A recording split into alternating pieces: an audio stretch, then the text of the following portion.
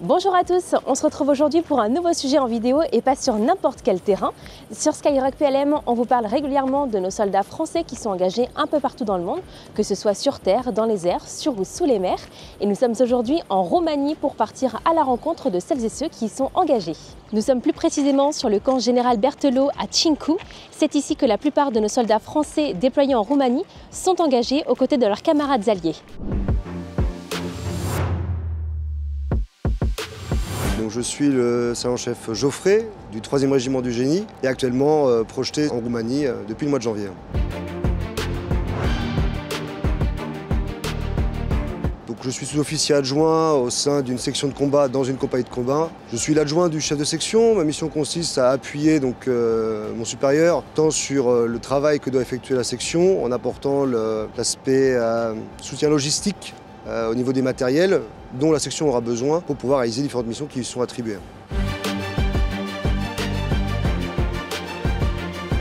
Avec ces différents panels de véhicules dans sa possession, elle peut très bien réaliser, comme font les compagnies de combat, des missions liées en combat zone urbaine, mais tout à fait appuyer la force amie pour mettre les véhicules à l'abri en réalisant par exemple des embossements avec les engins qui sont en disposition, que vous pourrez sûrement voir à un moment ou à un autre durant votre passage ici, qui permettra en fait de cacher au vu et au su de l'ennemi de gros véhicules type Charles Leclerc qui sont présents actuellement sur le théâtre. Donc, ce qui offre un panel de possibilités et de force de proposition à nos chefs, interarmés ou interalliés, qui sont quand même pas indéniables. Bien sûr que non. La tourelle reste visible, mais reste active, mais le reste du corps du char est complètement dissimulé de l'ennemi et se trouve sous le niveau de la terre. La terre reste quand même une très bonne protection en soi, quoi qu'on en dise, et avec un moyen, on va dire, peu importe l'endroit, c'est l'engin blindé du génie qui réalisera les travaux. On lui dira de creuser à tel endroit, il creusera à tel endroit. Ça, c'est une science exacte.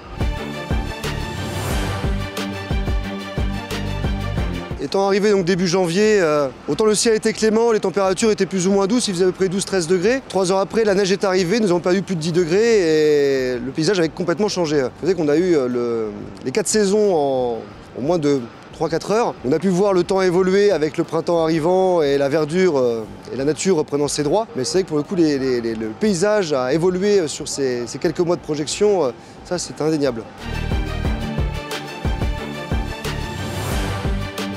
Parfaitement. Les véhicules sont évidemment un peu plus sensibles au froid, ce qui est en soi logique. Les procédures sont un peu plus longues et évidemment il faut aussi adapter sa conduite pour rester toujours dans des raisons de sécurité. Comme on dit ici, on est bien ici en force de dissuasion. Le but n'est pas d'avoir des blessés ou pire, uniquement sur les exercices, bien évidemment. La sécurité est la clé à ce moment-là.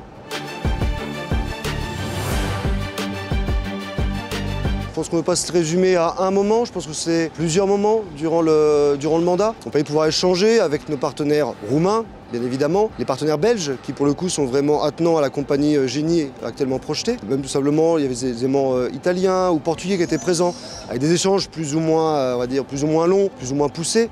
Mais on a vraiment pu échanger et voir comment nos alliés travaillaient et c'était quelque chose d'extrêmement intéressant, oui, pour le coup. Bien évidemment, différents exercices ont été mis en place sur le camp de Cincu, mais pas que. Différents exercices qui visaient à travailler l'interopérabilité interalliée.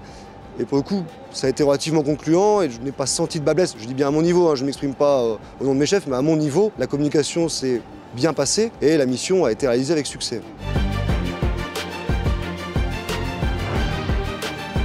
Donc pour le coup, on a pu fêter à Saint-Georges, qui est la fête de la cavalerie ici. L'ambiance était particulièrement bonne, des jeux étaient organisés, des petits challenges, des repas vraiment avec une notion de cohésion. Et on s'est senti vraiment, nous venant d'un régiment extérieur au 5e RD, on s'est vraiment senti accepté dans la famille des cavaliers du 5e régiment de dragons.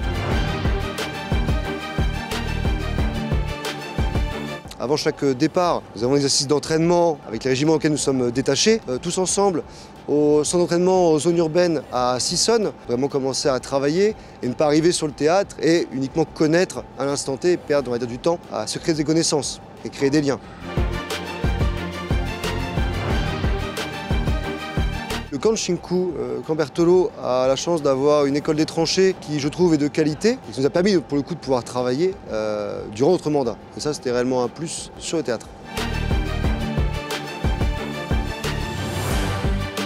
Au-delà du Griffon qui a été projeté, donc on va dire à partir du mois de février sur le théâtre, les engins de main du génie étaient déjà présents, les égrapes, donc des tractopelles étaient aussi présents, au-delà du fait de tous les véhicules que nous pouvons avoir nominalement, petit matériel, de manière organique. Le mieux à faire, c'est de ne pas hésiter. Je pense que l'hésitation mène à l'inaction. Et donc pour le coup, il faut savoir se lancer, aller toquer à la porte, quitte à juste poser une question ou deux et réfléchir plus tard en rentrant à la maison. Et en bonne intelligence et en maturité, se dire bon, je franchis le pas. Et de toute façon, des gens sont là pour aider et soutenir dans notre institution, bien évidemment. Et là, pour finir, je pense qu'on peut avoir une pensée pour nos blessés, de l'armée de terre et des armées en règle générale, nos familles restées en France qui nous attendent et qui sont impatientes de nous retrouver, et nos collègues qui, sans eux, sans le soutien logistique, ne permettraient pas qu'on puisse réaliser une très bonne mission. Comme vous le voyez, nos soldats français réalisent une très belle mission. Encore merci pour l'accueil et je vous dis à bientôt pour des nouveaux sujets.